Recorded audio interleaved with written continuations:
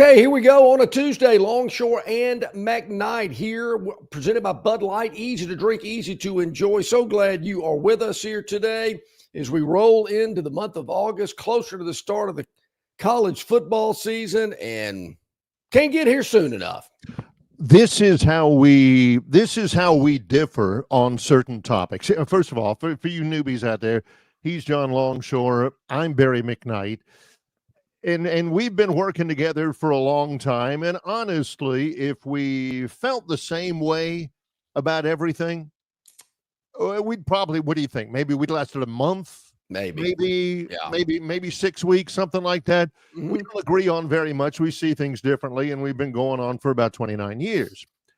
This is an example this morning. Maybe one of the bigger stories and what has been kind of a quiet last 24 hours, nothing huge, nobody arrested, nobody. You can't flunk out if tomorrow's the first day, right? Well, unless you had a tough summer school, but yeah, unless you have a tough summer school. Yeah. So one of the stories today from yesterday, the Associated Press, the preseason coaches poll. It's one of the major. It's still out. Yeah. Wow. The preseason coaches poll is at. It's not the AP, although the AP may be out too. UPI maybe. UPI doesn't exist anymore. Oh, wow. UPI is dead and gone. Kind of like Ed and Ted and Ned Litkenhouse. Yeah, man. Those guys, Ed and Ted. Yeah. The coaches poll is out. And I do remember a time when everybody would just lose their minds over it. Oh my gosh, where are we? And I'm looking at it just to see, and I'm thinking, hey, the coaches poll is out. Texas is number one. Texas is rated number one. Ohio State number two. Despite ranking as a blue blood program, one of the most successful in history, Texas had never been ranked number one in either the preseason AP or the coaches poll until yesterday. Is that first thing I thought, that can't be right. That can't be right. But Texas is number one, just edging out Oklahoma. That's what I thought. I looked at it and I said, hey, the preseason coaches poll is out. Let's see what it looks like. And John, this morning, before we started the countdown, John's over there saying, look, Philip is telling us about whether or not polls matter. That's the difference right there. That's the difference. I'm saying, hey, I wonder what the polls look like. And John says, hey, Philip says the polls don't matter. John ain't looking at the preseason polls. John's not looking and saying, hey, how are they 17th and this team is only 22nd? Yeah. He's not that. There are a jillion people that do. That's one of the reasons why they do it. Yeah. I'm looking at it. This is interesting. John's looking at it like, yeah, it's about time to go check Philip and see, how this year he's going to have his annual column about here's why the polls don't matter. So it's just a different approach to really the same story. It depends, Barry, who maybe was preseason ranked number one. Then they might matter. But since which I think has only ever happened once. Yeah, it's not. Then polls, schmoles, who cares?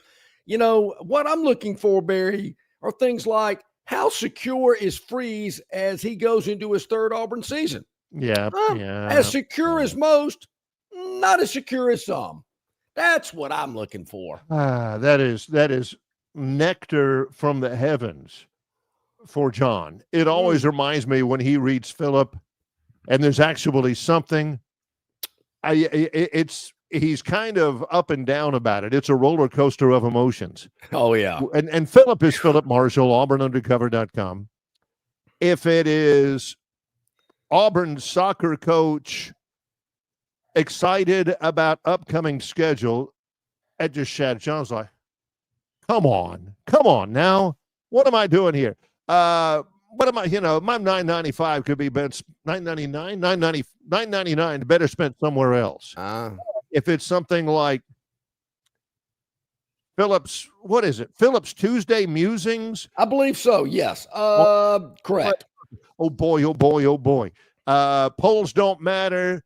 Asking himself a question about whether or not Freeze is secure, this kind of thing.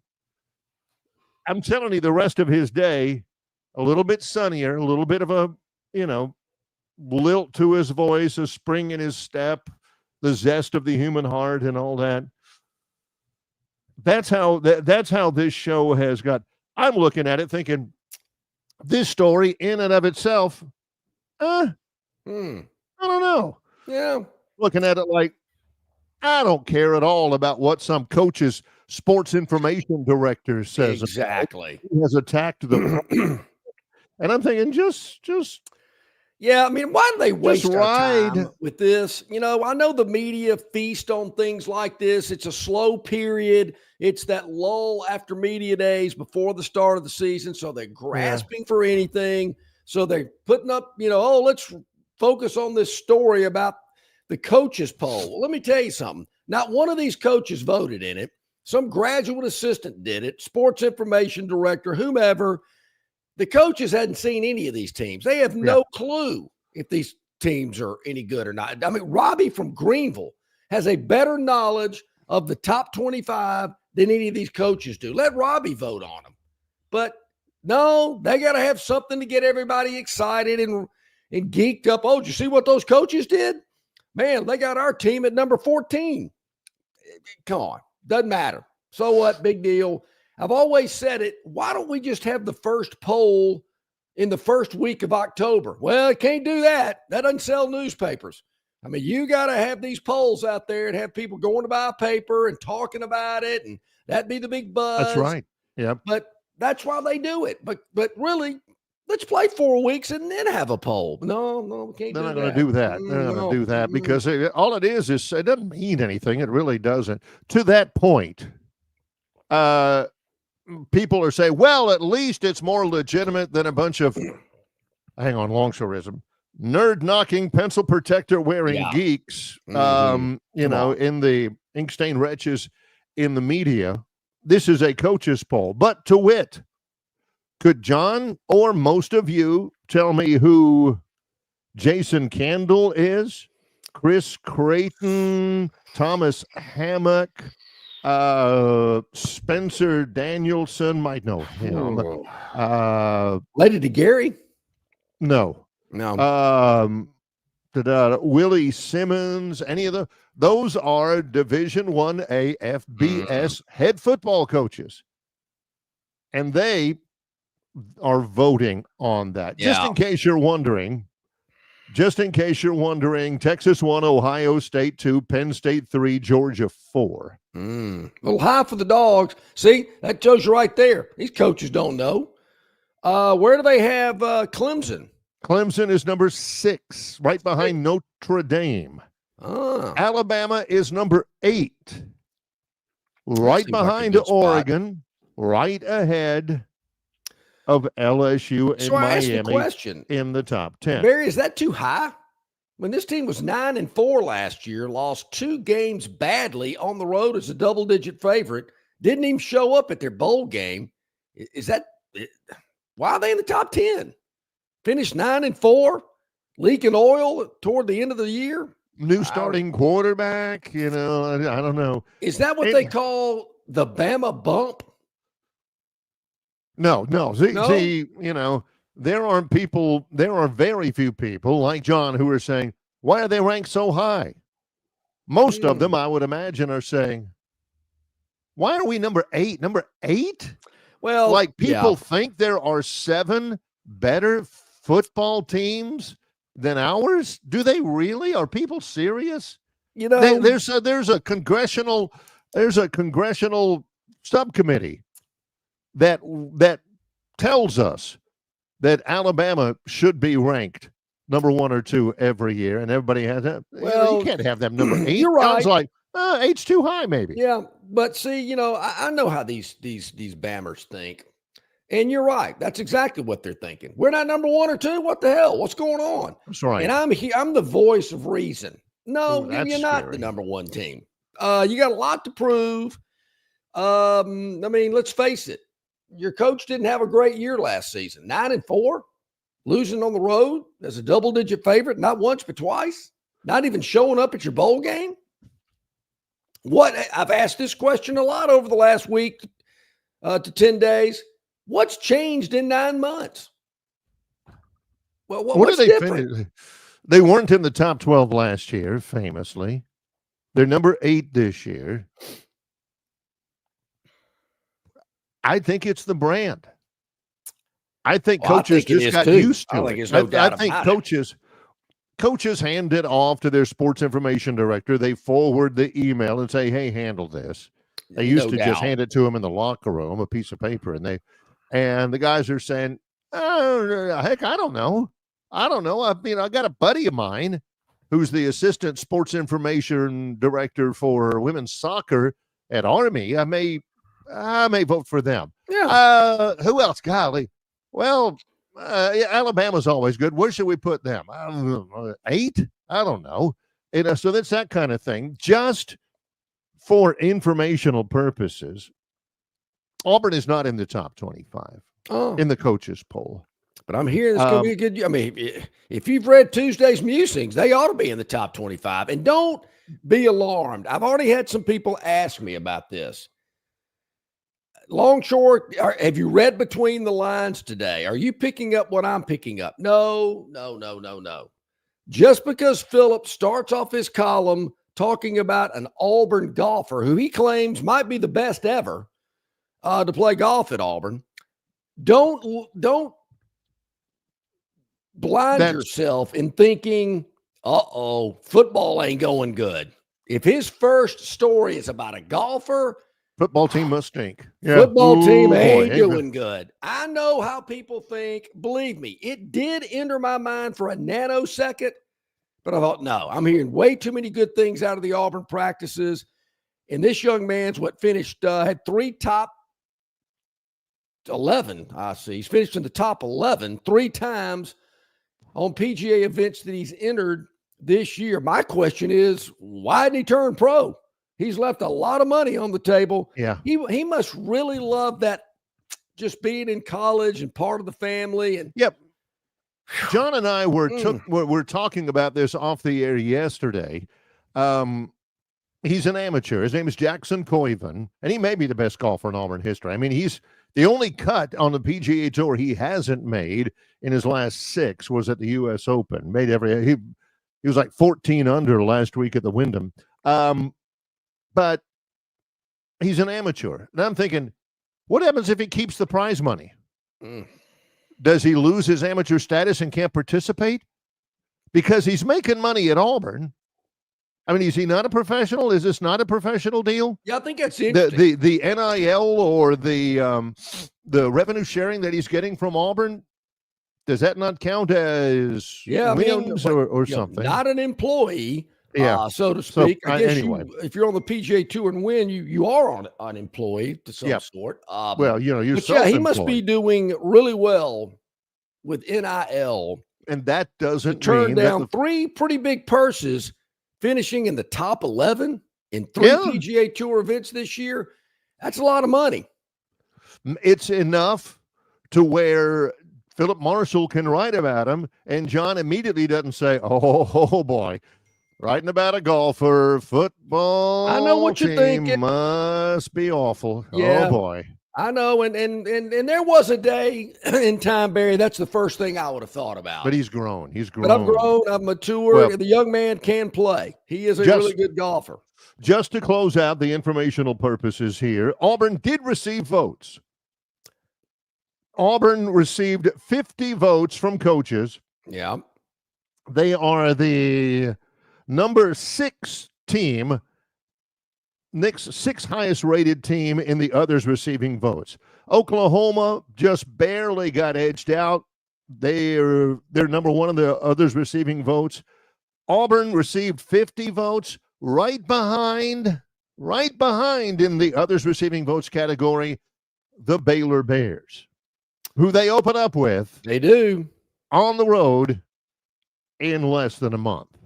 So, Barry, you didn't have to hit the load more page to find them in that poll. Right there. Actually, awesome. I did have to hit just Control F, search Auburn, and there it was twice, because not only was Auburn there with 50 votes, but also Hugh Freeze is a voter from Auburn. So, those are the two things that lit up. So. Well, there you have it, kind of kicking things off today. Of course, at the bottom of this hour, Brian Matthews, auburnsports.com will join us. We'll check in to see how practice is going and everything else associated with Auburn athletics. Travis Ryer on YouTube, Talking Tide. We'll do that at the start of hour number 2. Can we go ahead and get this out of the way as well? Dennis Mitchell, he says, hi, John and Barry. What's the story? John Hardwell leaving Lamo. Where will he end up? Your thoughts? John Longshore as AD at Troy. Only if Dennis is my associate AD for external affairs. That's the only way I'm taking the job. Yep. I just wanted to get that out there in case John had an official statement to make of either interest or, not at this time, timing's not right, or family considerations or something like that. I'm always open to hear what people have to say. Then I will make a decision. But, I think they know where I stand and what my management style would be like. So there you go. We are on track. Who's out on the phone? Greg Bird. Tell him to go beep. AD Longshore says, sir, he says you can kiss. No, he says he's not interested. Yep. Longshore and McKnight. He's John Longshore. I'm Barry McKnight, in association with Yellowhammer News, presented by Bud Light. Don't miss your chance to win big at Victoryland Casino. Play the latest, hottest, most exciting games around with fun bonuses and big jackpots. Don't miss out on your free play. Stop by Player Rewards today and check out this month's exciting free play promotions. Come see why our players keep coming back. You'll have more fun at Victoryland Casino, where you can be a winner too. Victoryland Casino, located off I-85 exit 22, Shorter, Alabama. Must be 21 or older. On the basketball court, the soccer pitch, or even the golf course, your crew brings their best not just for the win, but for that post-game celebration. When victory tastes like Michelob Ultra, it's worth every drop of sweat. And if you don't win, you'll still get the beer. It's just on you. Superior is worth playing for. Michelob Ultra, 2.6 carbs, 95 calories. Superior light beer. Enjoy responsibly. Copyright 2025, Anheuser-Busch Michelob Ultra Light Beer, St. Louis, Missouri. Phoenix Physical Therapy is ready to help patients recover, recharge, and rise. They develop a customized therapy plan for each patient to get them back to enjoying their favorite activities. Their experienced team is committed to providing exceptional care in a professional environment. Whether you're looking to prevent or treat an injury, recover from a recent illness, or recuperate from surgery, schedule an appointment with our clinic and take advantage of our physical therapy, athletic training, workers' comp, and employer solutions service. Experience elevated physical therapy today. Call Phoenix Physical Therapy at 239-9316. That's 239-9316.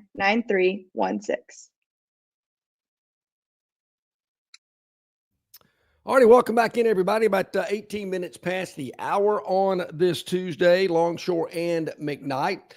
Here on the program today, presented by Bud Light, in association with our good friends at Yellowhammer News and yellowhammernews.com. You can check us out there. Very easy way to watch the program. There's a write-up about the show every afternoon there on their website at yellowhammernews.com.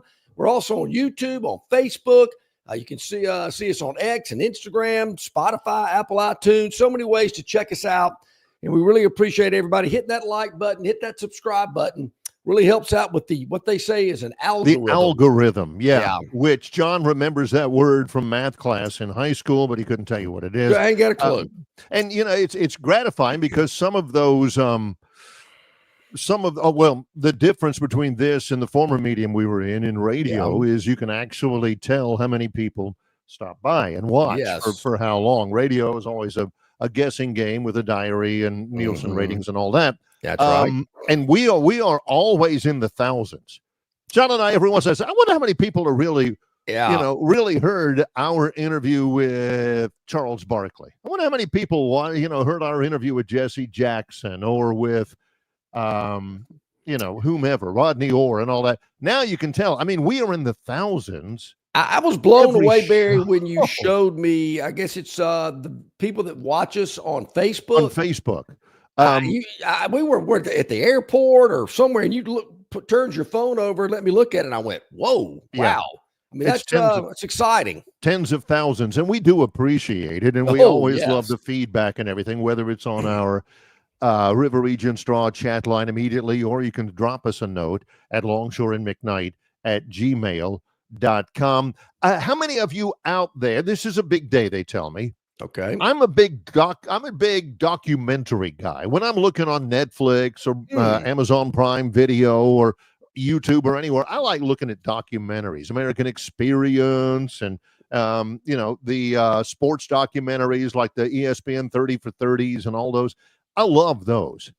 Today, I've had a lot of people on Twitter, on X, wish everybody happy any given Saturday day today.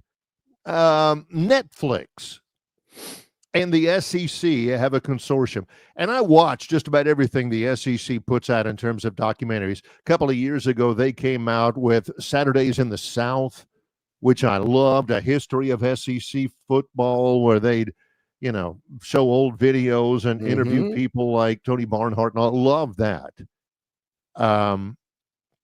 But I haven't seen any given Saturday yet. It's on Netflix. It drops tonight. And I think it kind of goes behind the scenes of it. I don't know. But I think like LSU Kentucky, I think they played last year, and it goes kind of into practice and the run-up and all of that to the game. I've had people rave about it, but I haven't seen it yet. I think there's been one or two episodes. I think I have not seen it. I was not even aware of it, and it's on Netflix. Yeah, Netflix. Any given Saturday, it's supposed to be big time, and I'm going to watch it. I'm going to try to watch it tonight on Netflix. So is tonight the debut? No, they've had it before. I think it has. I should know more, but all I noticed this morning is all of the people that I follow on X is saying, "Man, don't anybody call me tonight. I'm going to be sitting in front of the TV because any given Saturday drops tonight." Okay. And happy any given Saturday day to all of you who observe and stuff like that. So I've got to check it out tonight. Netflix. Now, is it kind of like a college version of Hard Knocks? Well, and that's the other thing. I'm glad you brought that up. Hard Knocks premieres tonight. That's on HBO. Yeah. Which John said yesterday he doesn't get anymore. I mean, John used to live on HBO. I don't. Once I got YouTube TV, that kind of stuff started. I just didn't. Yeah, I haven't missed it. Now, I brought it up yesterday. I really hadn't missed that. Yep. So I'm gonna have to check into that, but I'll definitely check this out. Okay. Let's see if I can flesh this out. The new docuseries is out tonight. No, it hasn't been going on before. This is it. There are 7 episodes, and it's on Netflix starting tonight. This series places viewers inside some of college football's storied programs in the SEC through unfiltered access to their coaches and players on and off the field, on the buses, in the locker room, at the barbershops, around the fire pits, running out of the tunnels, and more. We take an exclusive look at key matchups throughout the 2024 SEC season to show the passion and drama of college football's leading conference. So I think I am familiar with this, Barry, and if I'm not mistaken, every team in the SEC is featured except about 4 of them. Yeah. And I don't think Alabama's one of them. I think they're one that didn't participate. According to our guys at Outkick, they say the documentary takes the football fans behind the scenes of multiple SEC programs. That includes Florida, Auburn, Arkansas, Vanderbilt, and LSU. He also says this, and this is a spoiler. He says, having said that, I also have another big takeaway. It's incredible how unlikable Vanderbilt quarterback Diego Pavia and LSU coach Brian Kelly are in the series. If their goals were to enter the series and rub everyone the wrong way, then job well done. Okay, that's David Hookstead, Outkick.com.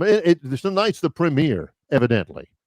And I think it's like, I think LSU and Kentucky played last year for some reason. That might be the first one. I don't know why that's sticking in my mind, but I think that's the case. So check it out. And yeah, tonight, Hard Knocks tonight on HBO, and Hard Knocks is featuring the Buffalo Bills. Buffalo, So who a lot of people think are in for a big year. We will see. Yep.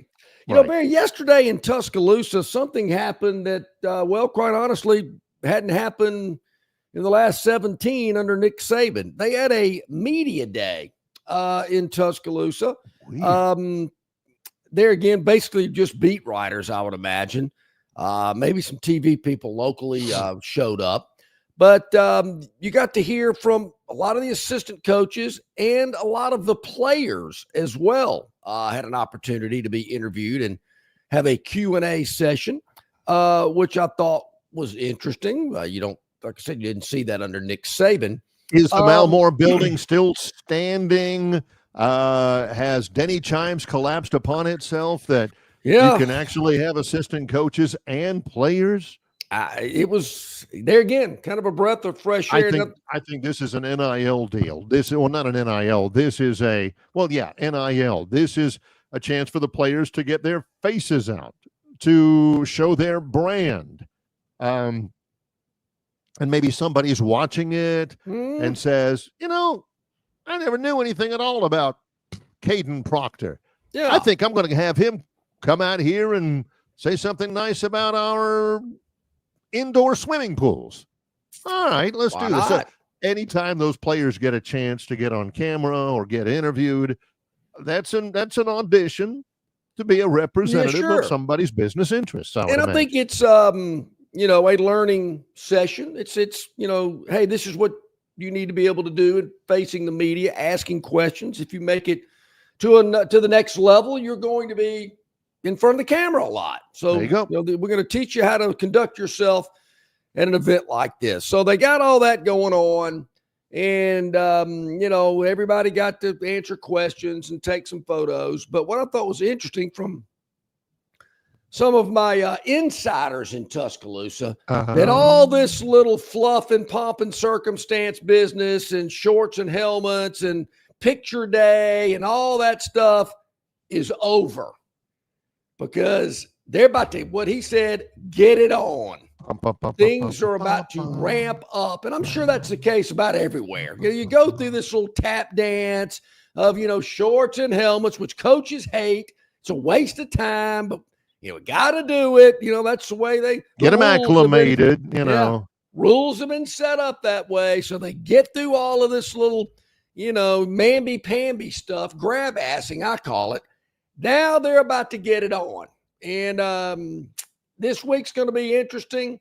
Might see some movement, hear some more chatter. They're everywhere, not just Tuscaloosa. Scrimmages on Saturday. This is when I get a little bit more interested in practice. None of this picture day and media day. And, hey, man, what's your favorite ice cream? Who cares? I want to know who's beating out who's loafing out there, who's throwing up at practice, and who's the other guy that's showing out in the coach. Wow, look at this. Whoa, damn, this guy's up for real.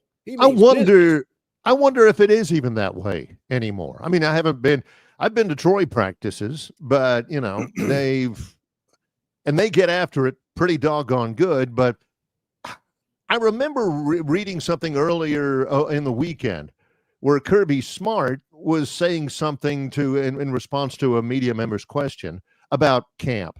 And he said, well, that's the thing about revenue sharing right now in NIL. He says, you can't yell at them anymore. I mean, you can't challenge. I think the word he said, you can't challenge them. That's a good anymore. way to put it. You can't. He says you can't get in their grill and you can't challenge him or anything because you probably, stand a good chance of hurting their feelings and running them off. So I wonder. Soft. I'm looking at, Saturdays in the South, and they had video of some of Bryant's old practices in Tuscaloosa, and he's up in the tower, and, Saban's practices at LSU, where he is absolutely getting right through to somebody, right up to to his intestines. Whew. And I'm just wondering how much you can do that anymore. Like I said, the physicality of practice, you got to have it, but I wonder, Barry, the day and age of screaming and spit flying and yelling and Urkel Russell headbutting guys, I'm not sure that's still a thing. Yeah, I wonder, though, maybe you don't see the head coaches doing it as much. I certainly don't think that's the case in Tuscaloosa with Kalen DeBoer. But, heck, I've seen series, this thing on Fox Nation a couple of months ago. The assistant coaches were wearing these guys out. And there was a disclaimer before every one of these episodes. And I'm glad they put it up there because, these coaches were pretty colorful with some of these players, particularly the wide receivers, kind of, knocking them down a peg or two. Got to challenge them. They got a little too big for their britches, and the wide receiver coach let them know it. So, I don't know, but still they can, those guys could hurt their feelings just as much as the head coach could do it. And they say, to heck with this. So how is practice going? We're going to check in a moment. Brian Matthews is scheduled to join us from auburnsports.com.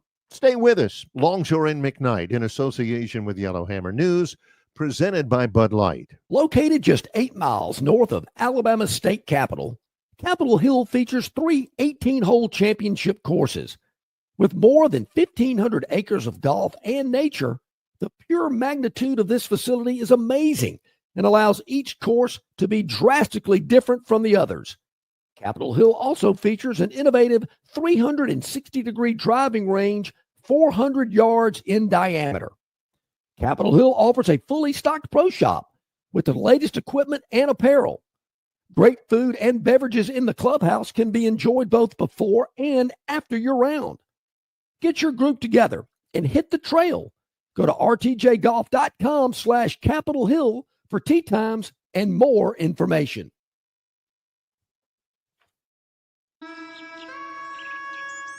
The Bush Guide, cold and smooth survival skills. For a successful stint in the great outdoors, pack accordingly. Place heavy essentials near your spine for stability in rough terrain, with light items near the bottom. Now, you may be wondering, where does the Bush Light go? In your stomach. Bush. Head for the mountains. Enjoy responsibly. Copyright 2023, Anheuser-Busch, Bush Light Beer, St. Louis, Missouri. The Destin Connection Seafood Market offers the freshest seafood direct from the Gulf of Mexico with deliveries daily.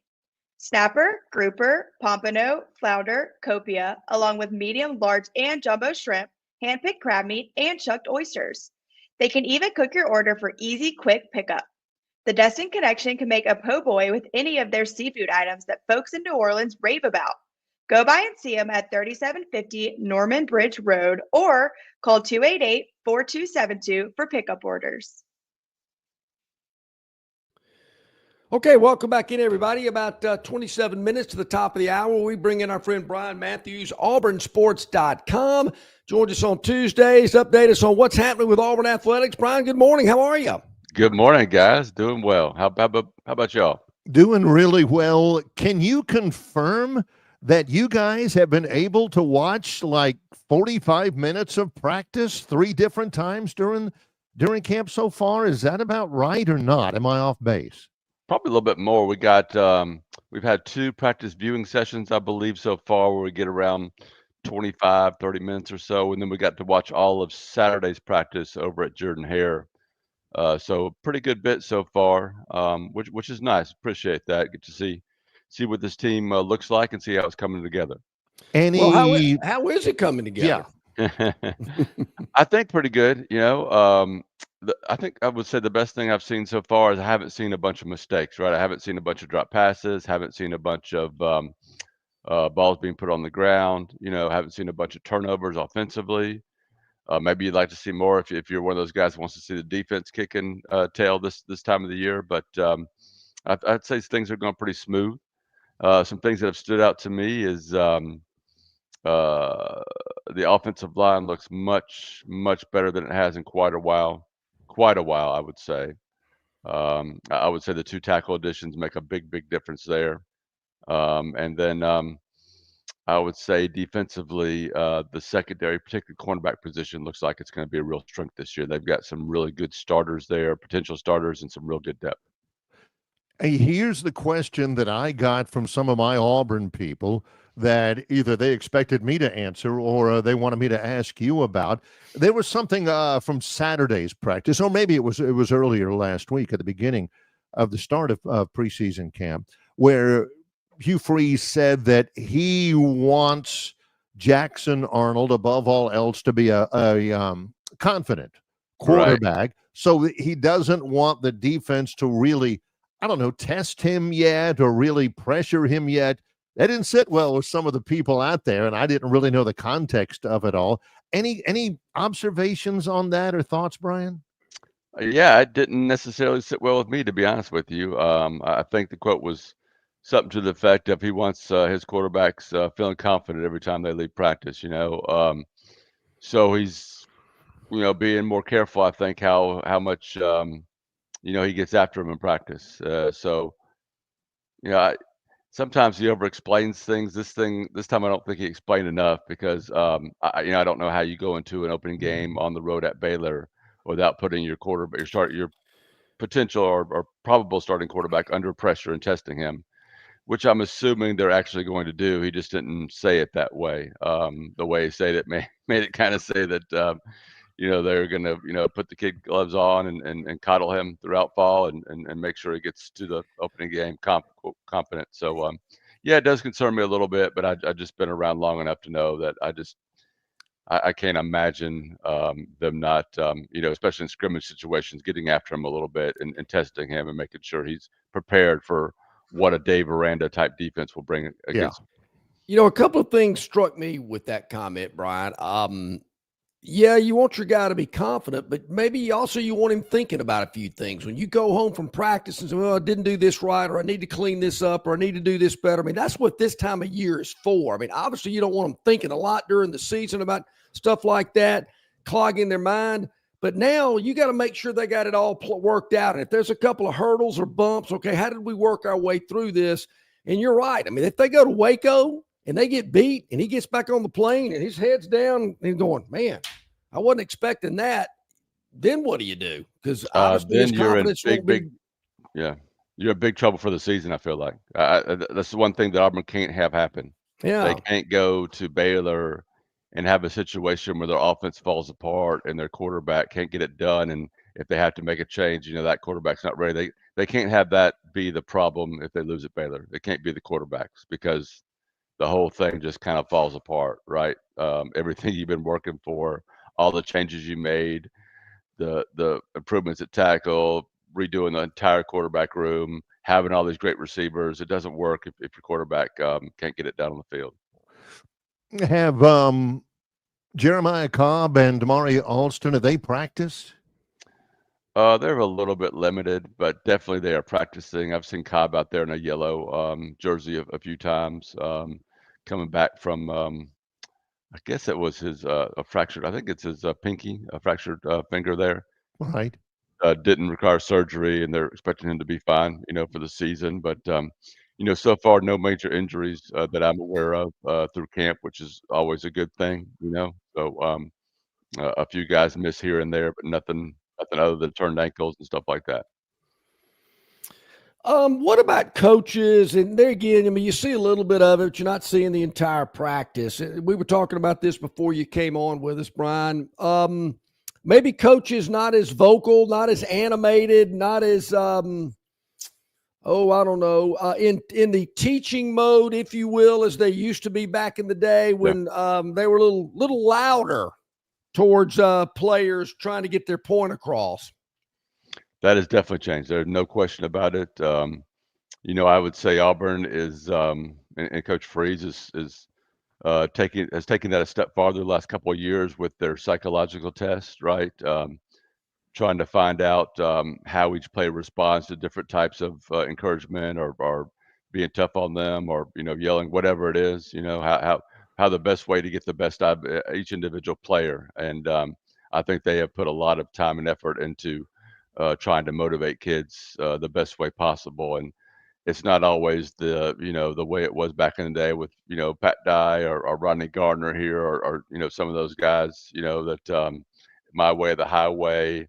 I'm going to get on your tail, from the minute you step up between those lines to the minute you leave, and then I'll hug you up afterwards. It's not like that anymore. It's definitely changed. Well, I'm going to have to probably be out of this this segment for a little while because I'm trying to remember the name of the offensive line coach way back when. And I mean, it wasn't Herb Hand. Who was it? I can't. Was it Rick Trickett? Or are you thinking of somebody? Rick Trickett. Yes, Rick Trickett. Who Rick would get after somebody. I'm glad you did that because I was going to be worthless until I thought of his name. Some of that stuff I cannot even. John can probably relate to this better than I cannot even relate to our viewership. Just how much they would absolutely grind on somebody. And I'm sure that was part of the psychological testing as well to see how much that kid's going to take, Yeah. Whew, I could tell stories, and I know John can because he was probably bore the brunt of it himself once or twice. If you directed my way. You think about it, it makes a lot of sense, right? Because everybody's had a different background. Everybody's built differently. Yeah. And you wonder how many kids fell through the cracks back in the day because, coaches weren't willing to change their style or really think about what effect it can have on certain types of kids. And now I think this is a step forward in coaching, right? I mean, coaches teach coaches how to coach. It's not like you go to school to learn how to coach. So the same things have been passed on for years and years and years, decades upon decades. So I think this is a pretty sizable shift in the way things are done on the practice fields and on the sidelines. And I think, Brian, maybe that's another element along with transfers and NIL and everything else that's going on. But you've seen coaches in football and basketball. I mean, Coach K, Nick Saban, coach at Villanova, coach at North Carolina in basketball, and there's others around that, that's just not the style in which they coached. They were a little harder. They were tougher. They were old school, if you will. And maybe they realized that as well, that you got to be a little easier. You got to be a little more touchy-feely. And they said, that's not the way I've done it. So this new regime's got to come in and kind of do it this way. Yeah, it is an adjustment. And I will say one thing about a guy like Nick Saban or maybe a Pat Dye or a Bear Bryant. There was something about these men that were special. Somehow they were able to be tough on somebody and still love them. And those players would feel that love. I just think they were special in that way. I don't think a lot of coaches just have that ability. I think that is just something special about those three men in particular. I didn't know Bear Bryant, but I've seen enough and heard enough about him from Pat Dye and from other people to know he was the same type of person. So I think they're like the 1 in a million type guys that just have that special ability. I mean, Pat Dye, in his 70s and what have you, could walk out on a practice field and connect to a player within minutes. And they would love that guy, and he would be able to, have an effect on his life, so to speak, in some ways. So I think some coaches are special like that. You didn't even have to play football. He could connect with sports radio personalities, and we were just, we had Coach Dye on every week during the football season for years, and it was one of my favorites. I mean, I could talk to that guy all day.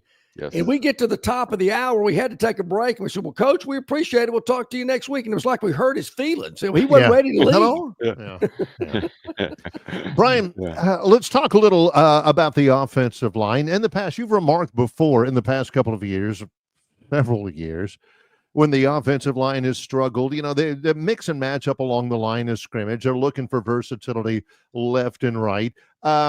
But everything I've seen is that, by gosh, Xavier Chaplin's a left tackle. Mason Murphy, who people don't know either one of those really, is a right tackle. Are they trying to mix and match along the offensive line like they have in the past, or is that not necessary anymore? Maybe a little bit, but it's mostly with the backups. Every time I've been out there, it's been the same starting five in the Yeah. same spot. But what they've done is a guy like Tutal Miller, who has started right tackle the last couple of years. I think Mason Murphy's probably going to win that job. We'll see. Has played some left tackle, so I think he's definitely the number one, backup tackle when he comes in. Um, and I think they got some other guys working in at different positions too. It'll be interesting though. I think at some point they may, because Isavian's got that experience at right tackle, they may start giving Murphy some reps at guard, just in case they need to move somebody to guard. Maybe he can move inside easier than Xavier can. So I think they will be doing some of that, but right now I think they're just working with that first group, establishing the backups, and then I think they'll get into some other moves if they have to make them. Final question I've got, and it has to do with recruiting. We had been hearing that August 1st, when schools are able to make official offers to classes in 2026, that Auburn was saving up something special. You just wait. Here we go, man. When August 1st rolls around, we're going to show you something. Didn't really happen. No, it didn't. Somebody let the fireworks, get dunked in water or something. Nothing occurred there as a big a nothing burger, so to speak. I read one story from somebody who talked to a coach or an administrator, and they said that a lot of teams are hesitant to put offers in writing because they don't want that offer to be, shipped, played off to other schools and just play in that game. So again, this idea that Auburn has to play conservative and to wait it out and to do things the right way and wear the white hat, I just don't know that that's working out very well. We've already seen the goalpost move a little bit with the shift that the CSC did, the College Sports Commission, on NIL collectives, and my opinion is it's going to keep moving. And these teams that got out front, these teams that were aggressive, that push the boundaries, so to speak, or however you want to describe it, I think they're going to end up just excelling from this. I think they're going to be rewarded for what they're doing. I think teams like Auburn, which think they're trying to play by the rules or taking it slow, are going to have a lot of ground to make up as we get into October, November, December. And I think that's already the case with Auburn. Brian, is everybody, particularly in the SEC, I'd say the top 10 teams out of the 16 in the league, they're all thinking playoff. The Arkansas and the Mississippi States and Kentuckies, I mean, realistically, they know they're not going to make it. But probably there's 10 teams that they're thinking we're going to make the playoff. And probably the maximum was going to be 4 in a 12-team playoff, and that might be pushing it a little bit. If you're one of those 10 teams and you don't make it, the bowl game, I just don't get it. In this year, in this day and age, if you don't make the playoff in a league like the SEC, one of the top dogs that, are making a ton of money, your budget is over just millions and millions and millions of dollars, the whole deal that makes you a big boy in the SEC. If you don't go to the playoff and you see 3 or 4 of your other SEC members going to the playoff and you're at the Outback Bowl or whatever on New Year's Eve, how do you sell that? I don't think it sells anymore. It may sell to the TV viewers still a little bit, but I think the bowls are on the way out. I think playoffs are going to expand. It's not happening at the moment because you've got the Big Ten and SEC fighting over different things like a number of games you're going to play and how they want the playoffs to be formatted. But I think eventually we're going to get to the point where the bowls continue to wane, so to speak, and the playoffs continue to be pushed up and expanded. And we'll see eventually get to play-in type games in conferences too. I think that's going to happen, although some schools are really against that right now. We'll see how that goes too. But if you're one of those teams that doesn't make an SEC, you want to get to work right away and making it the next year. You don't want to have to worry about a bowl game. You don't have to worry about trying to coach up a team where, half your team is leaving and you're trying to bring in a bunch of newcomers. It just doesn't make sense anymore. Yeah, I don't get it either. BMAT's Monday Musings, auburnsports.com. You bebop along on 3 Sports. Rivals, which is what we're familiar with, the merger and everything, has brought a whole lot of not only new subscribers, but new resources as well, and a new viewership. A new readership for BMAT's Monday Musings, which first time ever in media, there is a piece that not only details Omar Mabson, but Irving Berlin.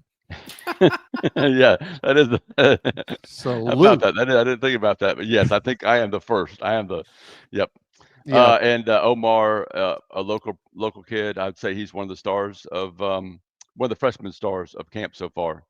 Getting some reps in there with the first team, performing well, and Freeze really had some praise for him. Not he's really standing out type praise, but specific praise, which to me tells me this guy's got a shot to play some sort of role this year as a true freshman. That changed his graduation date and moved it up a year. Although I think he does turn 18 in August, so we won't be able to talk about he's only 17 this fall. I'm very disappointed in that, but that's the way it goes.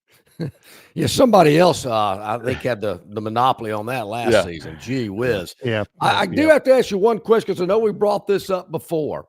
And I haven't seen it yet. Barry mentioned it. Maybe he saw it somewhere. Auburn's affiliation with Nike, that we understand that the jersey has changed just a little bit, where it says Auburn in the front is a little bit bigger. Have you seen that? Have you noticed that? Have you checked out any changes now that Nike is the apparel company for Auburn? If you put these two jerseys in front of me, I would not notice it for years, probably. But I follow a guy, Clint Richardson, I think is his name, on Twitter, and he's like the guru of Auburn jerseys and such. So I think he's pointed some of these things out, and I've seen that. So I have heard that, but I couldn't tell you, exactly what the differences are. I just show up at the stadium and write about football games. You know what I'm saying? If they come up in orange jerseys one day, just be prepared for the next Tuesday morning, because John. I will notice that. Yeah, that won't get past me. Yeah. BMAT's Monday Musings, always brought to you by Uncle Keith's Red Sauce. You can get 15% off in your online order with the discount code BMAT15. You can also get it in just about every grocery store of any repute in the area, right? Yeah, Publix, Piggly Wiggly, Renfro's. Give it a try. You'll love it. Homegrown, supporting in-state business. And want to mention one thing real quick, since I won't be on until next Monday, but Friday, Rivals 100 receiver Jace Matthews is going to have a decision. LSU, Texas A&M, Auburn. We think Auburn's a team to beat there, so that could be a big plus for the Tigers here at the end of the week. Any relation? No. Okay, all right. Not unless he's really slow and has no athletic ability whatsoever, which I'm pretty sure he's not. So, auburnsports.com. So many great things going on with the company and with the setup there, and of course, so many great things going on that they're covering. Brian, we appreciate the time. Thanks a bunch. Appreciate you guys. Take care. All right, buddy. Always appreciate it. Brian Matthews, auburnsports.com, joining us here today for about 23 minutes. Wow. How about that? Yeah, it's pretty good. That's pretty good. Hope Love y'all are those guys. noting that on the River Region Straw chat line. Yep.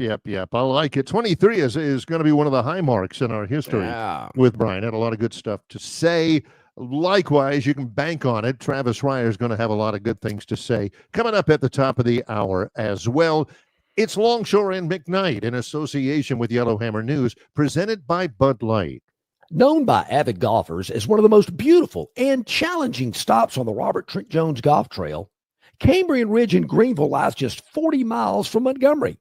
It is well worth the ride for any golfer looking for 27 holes of jaw-dropping golf.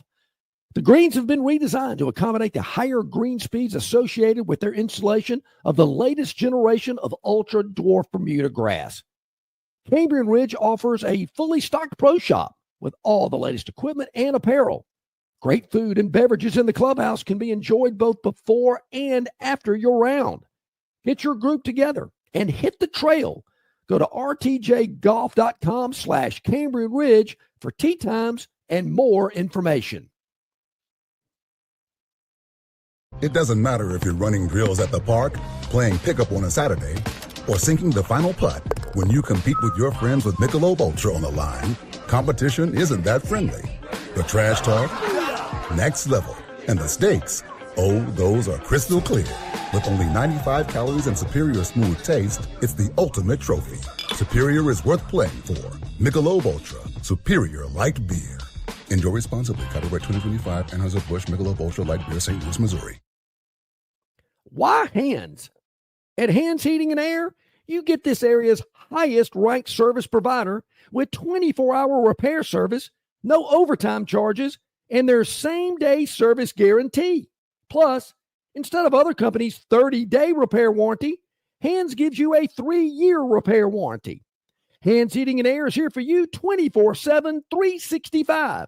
And service is not just something they do, it's their way of operating, for you in mind.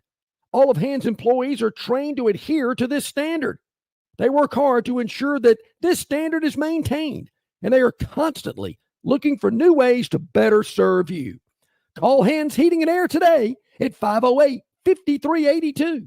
That's 508-5382, or find them on the web at 834hands.com. All right, welcome back in, everybody. A couple of minutes to the top of the hour. Travis Ryer on YouTube talking Tide, going to join us to kick off hour number 2 here with Longshore and McKnight. I see our friend Jason from down in Troy earlier today says, I probably got HBO. Now it's called HBO Max, and I don't even know it. He's probably right. I probably do have it and don't know I got it. Well, it's HBO Tonight is the first installment of Any Given Saturday. That's not true. It's on Netflix. HBO Tonight is Hard Knocks with the Buffalo Bills. So, I mean, it's an embarrassment of riches. Which one would you? I know people around here, which one they would watch.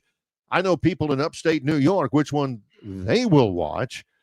That's a good thing about technology these days. You can watch them both Any Given Saturday, Tonight, Netflix, and Hard Knocks, HBO Max. Jason knows his stuff. We've got HBO Max because we're watching a series called The Gilded Age, which is outstanding. And they've got like the next thing I'm going to watch is they've got a two-part documentary on Billy Joel, which is going to be cool and all that. So yeah, I know I get it. So you can watch Hard Knocks, and believe me, when we're watching these programs, they are promoting the bejeebers belt out of Hard Knocks with the Buffalo Bills. But gotta try that out. Any Given Saturday, I mean, it's interesting because Netflix is in bed now with the SEC. People are talking about Netflix getting involved in live sports programming. They really don't want to. They haven't, they're thinking about it. Can't figure out how to make any more money on it than they're already making and all. But they're going on with the SEC, and they've got a production company and everything.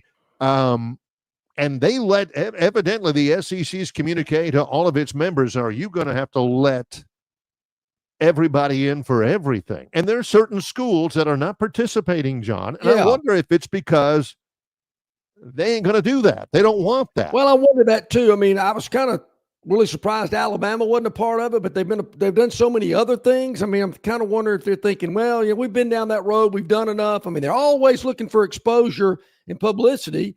But I don't know. Maybe they wanted to give some of these other schools a little moment in the sun as well. But everybody check that out. Everybody wants access, and all the fans would love access to this. I wonder what that's like. I would hate to be not the cameraman. The cameraman's got a great job. If I wasn't, doing what I'm doing, I'd love to be a cameraman.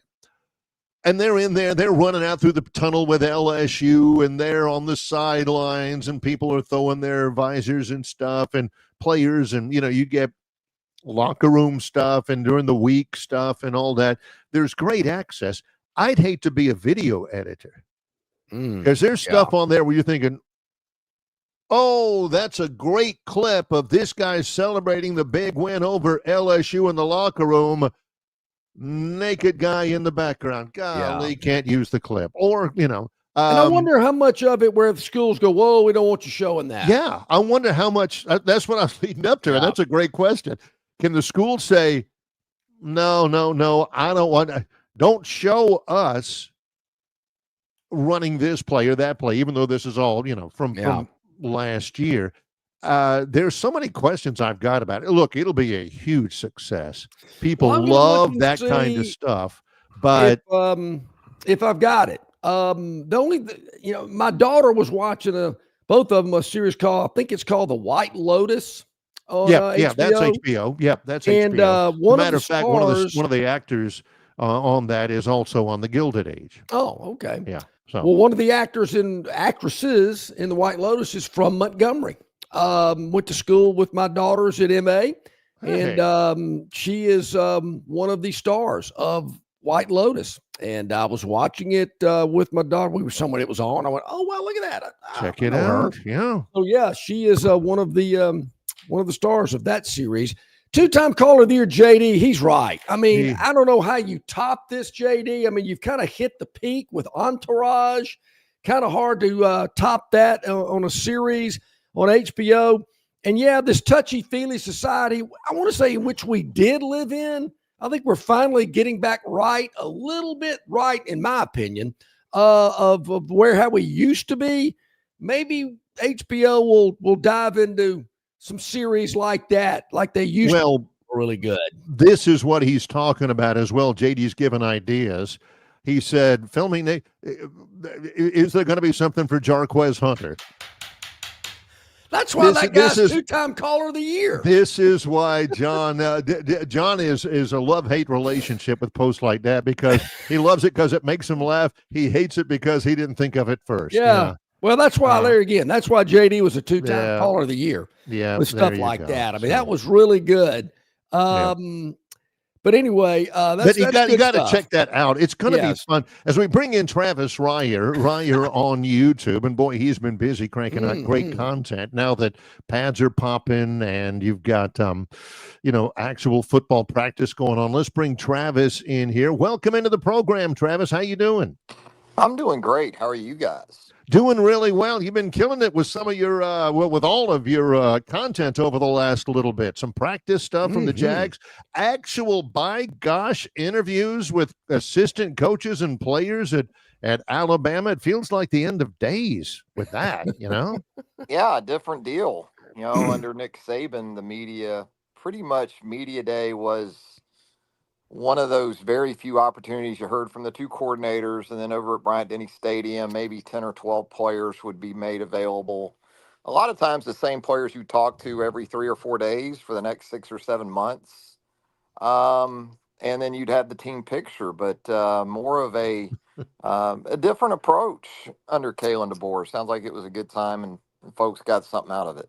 Do you think, Travis, it's just maybe another example of the times in which we're living, that football has kind of changed with NILs, transfers, all this other business that, you're giving players an opportunity to be exposed to the media, to sell themselves. Also, I guess it is somewhat of a teaching moment for if they do progress and move on, they're going to be in front of the cameras a lot. Yeah, I mean, a lot of these guys now are showing up with their brands, like Ryan Williams and others. It's been really fascinating, even to watch at the NFL level with Travis Hunter. I mean, he's got his own YouTube channel. He's got his own production team just for himself. So you're even seeing that at the college level now to an extent. I think that's only going to continue to increase. But yeah, I think that's that opportunity from a marketing perspective, NIL, all the things that are in place with the revenue sharing now and things like that. So yeah, we'll see how that progresses in terms of how everything works under that umbrella now of player compensation in college football with rules and the enforcement, things like that. But it's also an opportunity from a collective standpoint for Yale, Alabama, and others to sort of capitalize, make them sort of premium events, things like that can bring that additional revenue into your athletic department. With you and Chase on camera, have you been able to detect any sort of early theme, any sort of early surprises with this Alabama football team in practice? Anything noteworthy?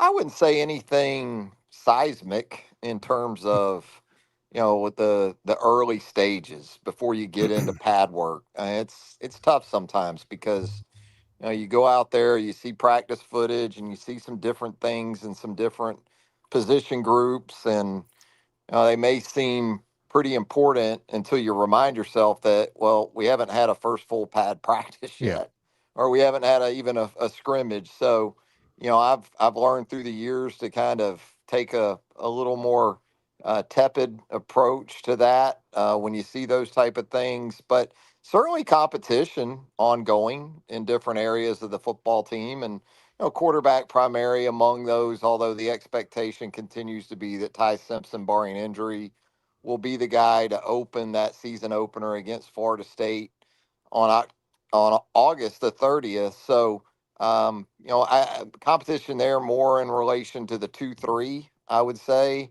I would think, at least going into the season. Offensive line, the interior spots, you still got some competition going on there. Sounding more and more like, though, regardless of how that shakes out, especially at the one guard spot, you're going to have a situation where you probably have four guys that can play the three between guards and in that center spot, especially from a depth perspective. So that seems to be a positive. Tackle Wilkin Formby looks like he's settling in there on the right side to go along with Caden Proctor. So again, we'll see exactly how it plays out when it's real, but I think there's some trending optimism there in terms of being able to be something more than just functional on your Right. offensive line. And then defensively, a lot of guys back, a lot of guys that have played football, but you need some big play production up front to step forward. Tim Keenan gave you some of that last year with 7 or 8 tackles for loss, but we talked about LT Overton. We talked about an emerging James Smith. You got some guys from a depth perspective that give you reason for optimism. Linebacker with Deontay Lawson coming off the injury. Nakai Hill Green coming in from Colorado to sort of bolster things there, keep you old at inside linebacker. And then the secondary, I think they've added some really nice depth the last year or two, even though they've had some departures. That Husky position, when you think about that fifth defensive back, that inside sort of corner position, slot corner, how does that play out with Deshaun Jones and Cam Calhoun coming in from Utah and Dre Kirkpatrick Jr. and Red Morgan? So again, a lot of options, but then some areas where they need some guys to step forward. And Travis, we've been through the shorts and helmets, and we've been through picture day and media day. And as someone described it to me last night, they're about to get it on, which means things are ramping up. We're going full pads. We're going to start hitting and popping. Scrimmages on Saturday. We're going to see some of these things kind of shake out. One area I'm going to be paying really close attention to, particularly when the first game rolls around in Tallahassee, is what's up with the running back position, because we're not hearing a lot about it. Yeah, Jam comes back. Jam Miller comes back as a guy that's played a lot of snaps for Alabama, especially the last year or two. I think there's a sense of comfort with him. I don't know if he's a 1,000-yard guy on his own. Maybe he is. But in this offense, he may not be asked to be that kind of guy either. So, I think off the ball is where a lot of this is going to shake itself out. And I think, again, that goes back to Jam and his experience in the way of pass protection and just being someone you can trust in those situations. And then you bring in a Dre Washington from the transfer portal that keeps you a little bit older at the position with Justice Haynes moving on. And, Richard Young's been around for a couple of years now.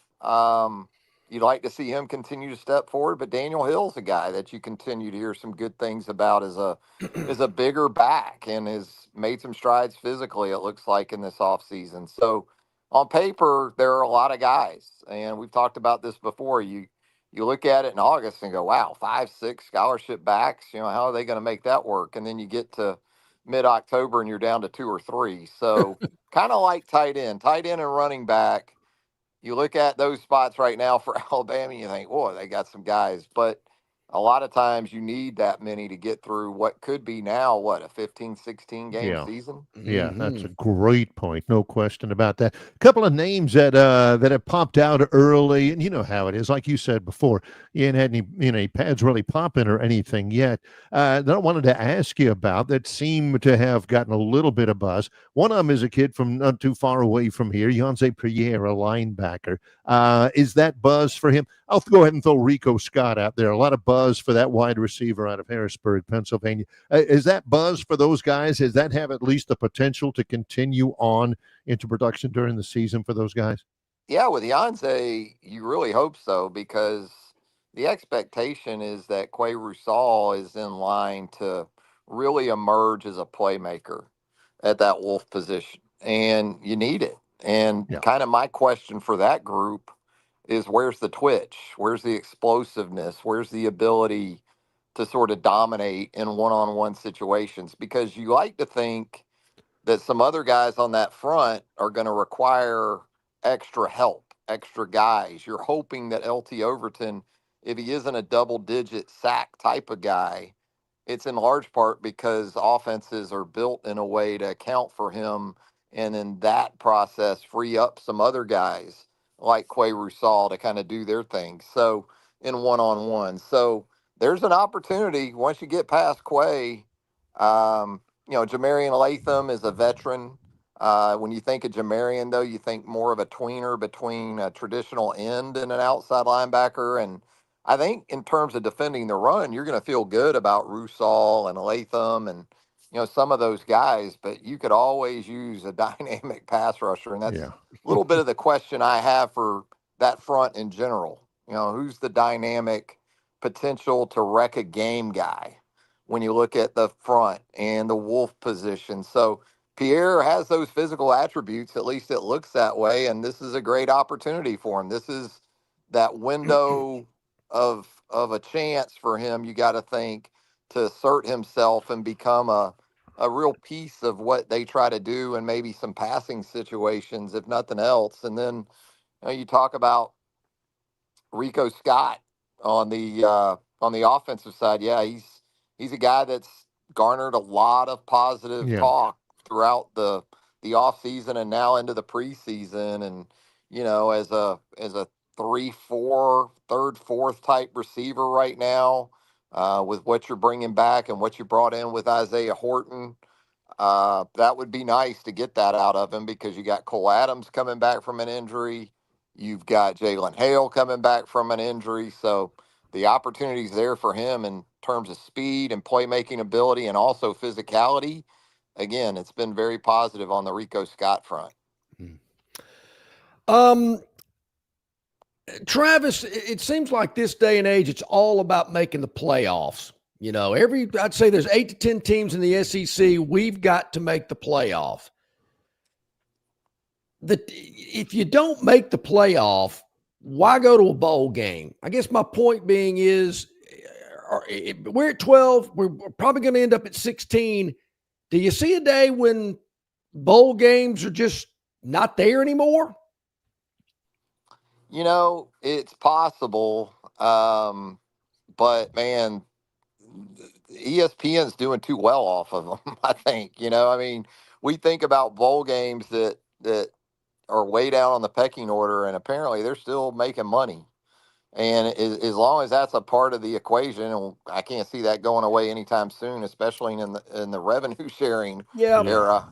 And I thought, I think like with Group of 5 schools, they love it. They get it. I mean, we have a bowl game here in Montgomery, and those conferences that are affiliated with it, they love it. But I'm kind of thinking more of the Outback Bowls, the Gator Bowls, those New Year's Eve, New Year's Day bowls that aren't in the playoff rotation.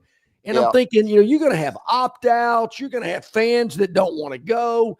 I'm really, really talking more about that group of bowl games and how they're going to survive. Well, I think those bowls are hoping with an expanded playoff, they'll be incorporated into maybe some of these scenarios. Now, with the with the on-campus games, that throws a bit of a wrench into that. But as we go to 16, and who knows what we're ultimately going to end up at, that's, I'm sure, the hope of, say, a Gator Bowl. As you said, the games in Orlando, Tampa, that tier of game, they're thinking, hey, we can be the Peach Bowl eventually, maybe, in all of this. So I'm sure that's what they're sort of hoping for. But to your point, I don't know if that's a given. But I think contractually, ESPN kind of owns the bowl system now. And if it's making money for ESPN and that's part of your league's deal, especially when you're tied into bowls, they're going to be around for the foreseeable future, I would think. True or false, the Bowls School down in Jacksonville, I could go there, and I've spent a jillion days in Jacksonville, Florida.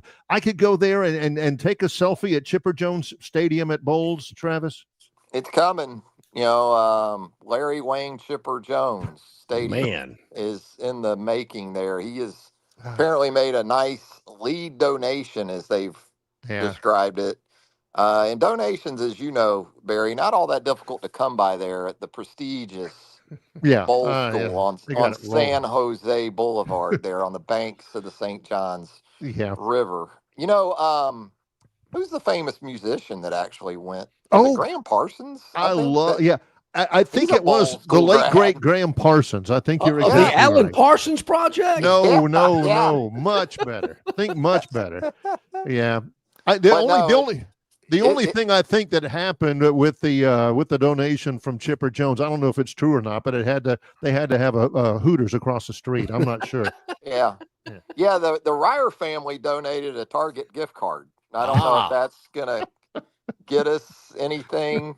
Maybe some stirrups. That's old school, right? Stirrups. Yeah. The way baseball uniforms need. I don't think they even wear those anymore. No, leggings. Yes. But it's gonna happen. And Chipper that's not the first big check he's wrote to that program. He wrote one back in the mid '90s. They built a clubhouse kind of that bared his name. So he's helping out once again. And the rich get richer, I guess you could say, over there at Bowls. Awesome. So we saw some preseason NFL last week. Chargers look pretty impressive, but what do you make out of a preseason game?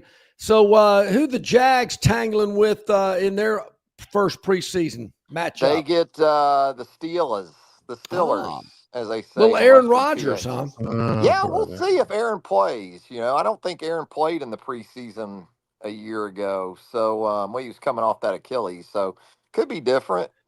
Maybe he gets a series in Duval on Saturday night, and DK Metcalf, now a Steeler. So some intrigue for sure. Maybe we get an Aaron Rodgers sighting, and be interesting to see Travis Hunter on the field. You got to think for the first time as a Jacksonville Jaguar.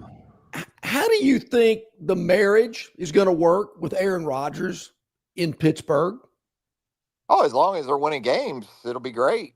But it'll be fascinating to watch. The thing about the Steelers is that, there's some pressure there because they haven't been great year in and year out, but they make playoffs. Yeah.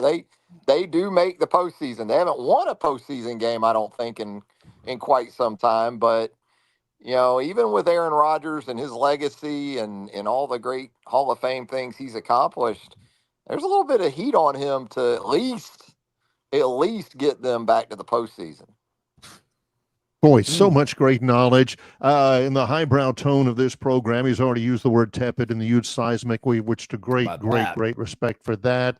And Graham Parsons did go to Bowls, flunked out after his sophomore year. Yeah, kind of like my younger brother, but they kept him around because he could play shortstop and quarterback. Yes, and Graham, later, if he could have been a two-sport guy, they would have figured out a way. But he was just, priorities, Travis. Priorities. He was one of those. One of those artsy kids. Yeah. That's right. I know yesterday was a big day for you cranking out content on Ryer on YouTube. Tell us a little bit about that, what's up right now, and what's in the hopper for later. Yeah, we had a live show last night talking Alabama football with my great friend and Tuscaloosa News columnist Chase Goodbread. So we had a lot of fun with that last night on Ryer on YouTube. Did talk some Jaguars earlier in the day yesterday. We're going to talk some Southeastern Conference with Brent Beard on tomorrow night live on Ryer on YouTube. So we'll get a little more conference specific with the SEC. And probably have some more Bama stuff coming up here in the next 24 hours, too. Outstanding, man. Looking forward to all of that, Travis. Great work. Ryer on YouTube, talking Tide, talking Jags. I mean, you name it. They're talking about it. He even mixes in a little chicken salad from time to time. So you got to check Travis out, Ryer on YouTube. Thanks, guys. Thanks very much. Thank you, buddy.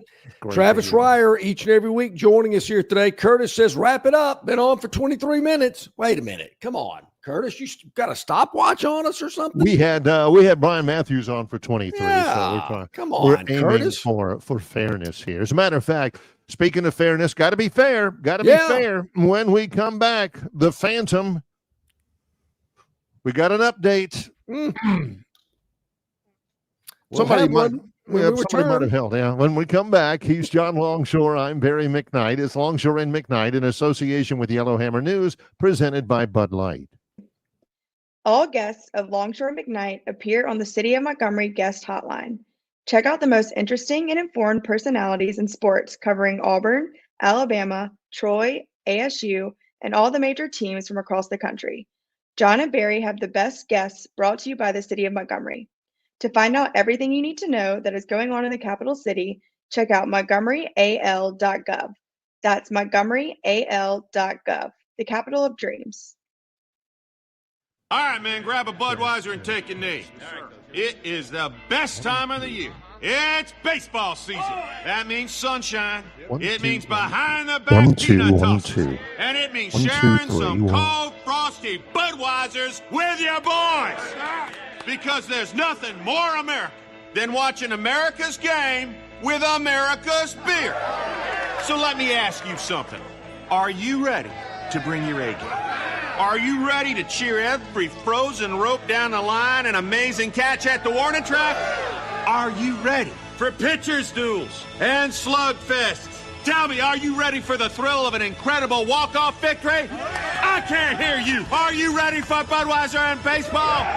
Then get on your feet, raise an ice-cold Bud, and let's make this season larger than life. Great times are waiting. Grab some Bud! Enjoy responsibly. Budweiser Beer, Anheuser-Busch, St. Louis, Missouri. At Dixie Overhead Door, we specialize in top-quality garage door solutions for homes across Alabama and Georgia. In need of a garage door repair or a brand new garage door installation, our expert team delivers fast, reliable service with local expertise that you can trust, providing customized solutions and exceptional care every step of the way. Visit us today at DixieOverheadDoor.com and experience the Dixie difference.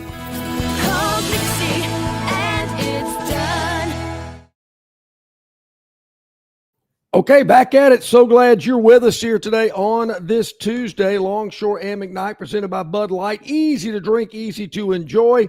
So glad that you're part of what we got going on here today. Phantom. Oh, Daily Dog. Is that what we're talking about? Oh, yeah. Let's see what happened yesterday. Well, since it's on the schedule, since it's on the schedule, we feel like we might as well. We need to do it. Might as well. Yes. So last night we had a game in Wrigley Field. Yep. Chicago Cubs, historic venue. None of this gimmicky stuff like a NASCAR venue. No, anything like that. Nothing like that. Every time I think of the Cubs, I think of Harry Carey and Steve Stone doing games back in the day. Steve Stone. Oh, yeah. Love that guy. So the Reds were an underdog, catching plus 120 on the road. Yeah. They go up 1-0 in the second inning, so we're feeling pretty okay. Here we go. It's a pretty good start. But you know that it's not going to end up 1-0, right? Yeah. Bottom of the third, we're down one. Yes. The Cubs scratch across 2 runs in the third, but those are the only 2 runs they scored all night. Yeah. And the Reds in the 6th and the 7th inning. And they win it 3-2. Run in the 7th inning gives Cincinnati the winning margin. Cubs held to only 3 hits. Yeah, beautiful. In the game. Really good job. Big hat tip from the Phantom to right-hander Scott Barlow. Yeah, who sure. Big for fan the of that Reds, guy. who held the Cubs to just 3 hits. Barlow is now 5-0 this year. Yes, he is. He gets the win, and so does the Phantom in the Daily Dawn. We're cashing a ticket. We start the week off with a winner yesterday with the Reds at plus 120. I like it at the Chicago Cubs, win the game 3-2. So, yes, you're wondering about tonight. Yeah, everybody, it's got to be difficult in the business, in the Phantom's business, because everybody, there's so much work goes into it, so much research, flipping of a coin, that goes into it. The Phantom gets a winner. Hey, he gets a winner. Everybody's like, hey, that's great. What's next? Euphoria of getting a winner doesn't last real long. No. It's like, okay, all right, what have you got for me today? It is. What have you done for me lately? I even experienced that Saturday, late afternoon, early evening. I mentioned I was in New Orleans, went to Caesars Sportsbook, brought home some paraphernalia of some futures that we talked about yesterday. Right, yeah, that's not all I did. I shot a little dice when I was in New Orleans, and I actually let the little lady shoot. When it came to my turn, I said, the lady's going to shoot. So my wife, I let her shoot the dice. She hit a couple of points. Table was happy. They clapped when she, finally crapped out after hitting she hit 3 numbers, as a matter of fact. So we had some chips in the tray. And then somebody else got the dice and they got cold. I said, I'm out of here. Done. Yeah, this guy's a 0. He's a loser. I'm out. So we are done. And the point there being is, hey, what are you doing for me? I know she just won you a lot of money, but you're not. And it's all about what have you done for me now? Same thing with the Phantom. He knows it. He knows what business we're in. You can't pat yourself on the back, but about 10 seconds.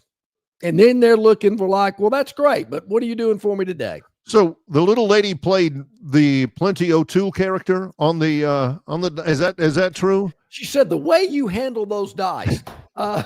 She says, you played this game before. And John says, well, only once. Yeah, only once. Yeah, exactly. I said, honey, just keep the dice on the table. Just don't make sure they don't jump off the table. That's right. Keep an eye. Just keep the dice on the table. Yeah.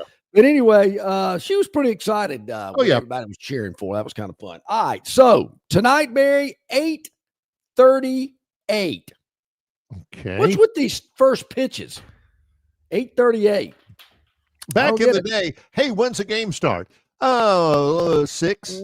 Yeah, 6. When's the game start? I think it's a 2:30 start. Now it's like it's never that way. And I blame TBS. WTBS, because they always used to start all of their programming at 5 after the hour. Yep. Because everybody was flipping around thinking, oh, no, Captain Kangaroo, let's see what's on WTBS. And you didn't miss any of it because it always started at 5 minutes. Now you got 5:40, 7:05, 6:15, 8:40. Come on. Barry, this is the only game tonight where the first pitch is scheduled for 8:38. There are 3 games that are scheduled at 8:40, 2 minutes after this game starts. This is one game, just a quick aside before the Phantom gets in. This is one game of 14 games in a row on the road for the Tampa Bay Rays. You're exactly right about that. And I believe game 1 was last night of this 14-game road trip in which they lost. They did. They got beat last night, but I like the pitching matchup tonight, Barry. It's the Rays in game 2 of the series against the Los Angeles Angels of Anaheim. That's right. On the road, Tampa is plus 105 on the road tonight at the LA Angels. Basically an even matchup, plus 105. And I like the pitching matchup tonight, particularly for the Rays. coming into game 2 off a loss last night. Yeah, Brian Pepiot is a right-hander. He is 6-9, but a good ERA. They haven't scored a lot for him. Both of the pitchers have losing records. Jose Soriano is 7-8 for the Los Angeles Angels of Anaheim, which it's a nondescript game. Two teams that aren't Whoa. great. Nondescript. Two starting pitchers, about 500 pitchers and everything.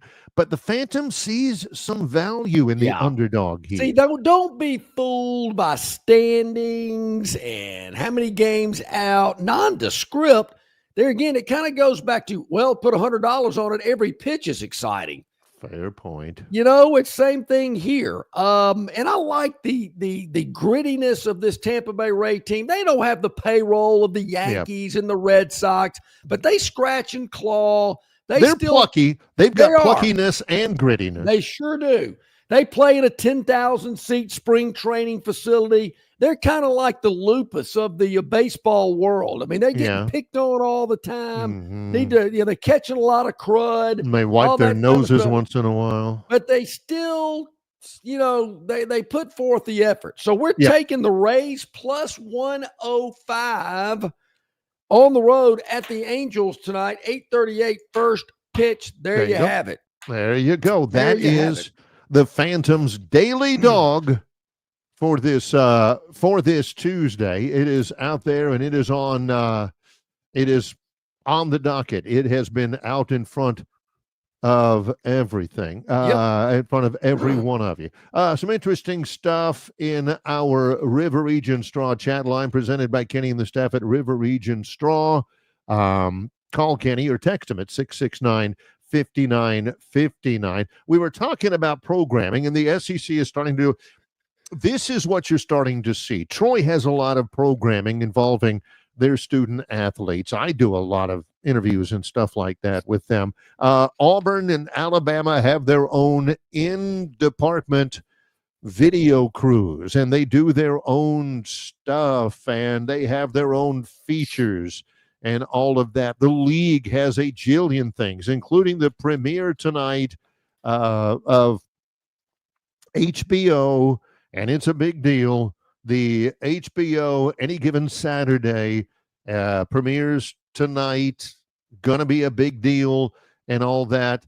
And of course, like I said before, I have watched a couple of times now the Saturdays in the South feature on the SEC network. I think it's like 7 different episodes in the history of football. Bill from Baltimore said the best one they did was about SEC games on the radio. It featured Jim Fife. Oh, it was great. Among others, it was good. John Ward from Tennessee. And, of course, they had John Forney from Alabama, some of the old guys, Jack Crystal from Mississippi State. You're right. That was a good one. It was really good. The radio deal, that was outstanding. Yeah. That was really good. It's funny because it's partially produced, I think. What's the name of the country music? Kenny Chesney. But helped produce that. And he was always a big fan of listening to the volunteer games. Yes. As a on matter the of fact, radio. he's got a song called Touchdown Tennessee. Chesney does. Yep. There is no money in writing a song about Tennessee football because there ain't but one anybody ever plays. And they play it over and over and over and over again. Touchdown Tennessee. Yeah, Touchdown Tennessee. That's right. That's one of his tunes. Not one of my favorite Kenny songs. No. Not as good as The Boys of Fall. That's his best football song. But hey, he loves him some football. He does. Sure. And he loves being on a boat in the Caribbean after he goes on tour. Well, who doesn't? All right, so you mentioned Barry social media. Yes. And we really appreciate, all of the outlets in which you can consume our product, as we call it. Obviously, our good friends at Yellowhammer News and yellowhammernews.com is a great way to follow us and watch the show, listen to us. There's a write-up about it every afternoon, kind of a condensed little story about what we talked about. So we appreciate that. You can also check us out on YouTube and Facebook. We're on Instagram and X and Spotify and all those type things. And I ran across this. It just shows you the power of social media. And I don't know, it's amazing what some of these sports news outlets will do, particularly this time of year, coming up with interesting content. And I noticed that there was a article, or really a poll, a graph of the most followed Power 4 football programs. Which Power 4 football programs are followed the most, have the most followers? Yeah. X, Instagram, and Facebook were the three social media platforms that were where the information was gathered. This is right. I printed it off. This is look, a colored pie chart, a graph. That? You love those. Yeah. Historically, you've been highly receptive to graphs. Barry, colors attract me. It's like blinking lights and stuff like that. So this did not attract me because Alabama has the most followers of any other program. Of the top 30 that they put out there, Alabama's number one with 4,329,724 followers on X, Instagram, and Facebook, followed by LSU, Michigan, Ohio State, and Georgia. Right. 3 of the top 5 are SEC teams. Then you have Tennessee and Texas, Clemson. At number 9, Colorado. Man, the Dion factor. Yeah, that's exactly what that is. 5 years ago, not even in the top 50. Notre Dame is at 10. That surprises me. Me too. Yeah. Notre Dame with 2,048,465. Yeah. Alabama's got more than 2.3 million more followers than Notre Dame. Wow. Then you got Oklahoma, Oregon, Penn State, Florida State, and I'm thinking those are the top 15. I know what you're thinking. Where's Auburn? That's what I was thinking. Of course, yeah. Where's Auburn? That's what he always thinks. Yeah. Auburn comes in at 16 with 1,287,474 followers. Oh, I think that's way low. Way low. How do they identify as, are these just the people who follow the school's Facebook page or follow the school's Twitter account or the school's Instagram? I think that's it. Yeah. I guess they have you can see how many people follow stuff like that. Right. But the SEC dominating. But out of the top teams, Missouri and Vanderbilt are not listed. Kentucky is the lowest of the schools featured, which you would think, and I guess it's just football followers. Yeah, the Kentucky football page, the Kentucky football account, or the Vanderbilt football account, something like that. Kentucky only 725,000 followers. But I thought that was interesting that Missouri, who's they've had a pretty good couple of 3 good seasons back to back to back.